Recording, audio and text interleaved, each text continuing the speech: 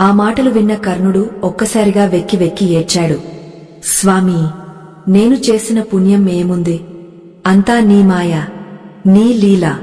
లోకమంతా నన్ను సూతపుత్రుడని ఈసడించుకున్నా, నువ్వు మాత్రం నన్ను త్యాగమూర్తిగా గుర్తించావు. అదే చాలు. కాని ఒక్క కోరిక స్వామీ, నా మరణం తర్వాత నన్ను ఎవరూ నిందించకూడదు. నేను అధర్మానికి తోడు ఉన్నానని అందరూ అంటారు. కాని నా స్నేహం కోసం, నాకు ఆశ్రయమిచ్చిన వాడి కోసం నేను ప్రాణాలు ఇచ్చాను. అది తప్పా స్వామీ అని ఆవేదనతో అడిగాడు. ఆ ప్రశ్న వినగానే కృష్ణుడి కళ్ళు మళ్లీ చెమ్మగిల్లాయి.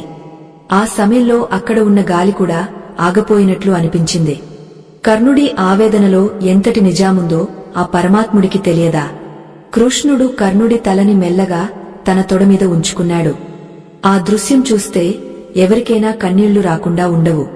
ప్రపంచాన్నే ఏలే ఆ దేవుడు ఒక అనాథగా, సూతపుత్రుడిగా ముద్ర వేయించుకున్న కర్ణుడిని తన ఒడిలోకి తీసుకున్నాడు. కర్ణా, నువ్వు అధర్మానికి తోడు ఉండలేదు. నువ్వు కేవలం కృతజ్ఞతకు బందీ అయ్యావు. నీ కష్టాలు, నీ అవమానాలు అన్నీ నాకు తెలుసు. పుట్టినప్పుడే తల్లికి దూరమయ్యావు, గురువు శాపానికి గురయ్యావు, ఇంద్రుడికి కవచ కుండలాలు దానం చేశావు. నీ దగ్గర అన్నీ ఉన్నా ఏదీ లేనట్టుగానే బతికావు. కాని ఈరోజు నువ్వు పొందుతున్న ఈ గౌరవం, ఈ కీర్తి ముల్లోకాల్లో ఎవరికి దక్కదు. అర్జునుడు నిన్ను గెలవలేదు, కేవలం నీ ధర్మమే నిన్ను బలి తీసుకుంది అని కృష్ణుడు వివరించాడు. అయ్యో, ఆ మాటలు వింటుంటే కర్ణుడికి ఎంతటి ఊరట లభించి ఉంటుందో కదా.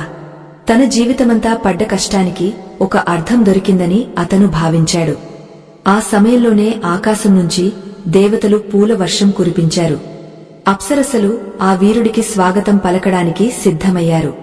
కాని కర్ణుడు మాత్రం కృష్ణుడి ముఖాన్ని మాత్రమే చూస్తున్నాడు. కృష్ణ, నా ప్రాణం పోయేలోపు నాకు ఒక మాట ఇవ్వు. నేను మళ్లీ పుడితే కనీసం అప్పుడైనా నా తల్లి ఎవరో నాకు తెలిసేలా చేయు. సమాజం నన్ను గౌరవించేలా చూడు. అన్నింటికంటే ముఖ్యంగా ప్రతి జన్మలోనూ నీ పాదాల చెంత ఉండేలా దీవించు అని ప్రార్థించాడు. ఆ మాటల్లోని ఆవేదన చూసి పక్కనే ఉన్న అర్జునుడికి కూడా ఏడుపు వచ్చేసింది. తన అన్న అని తెలియకపోయినా ఆ రక్త సంబంధం ఏదో తనని లాగుతున్నట్లు అర్జునుడు భావించాడు. కర్ణుడి కళ్లలో వెలుగు మెల్లగా తగ్గపోతోంది. ప్రాణం గొంతు దాకా వచ్చింది. అప్పుడు కృష్ణుడు మెల్లగా వంగా కర్ణుడి చెవిలో ఏదో చెప్పాడు. ఆ మాట వినగానే కర్ణుడి ముఖంలో ఒక వింతైన వెలుగు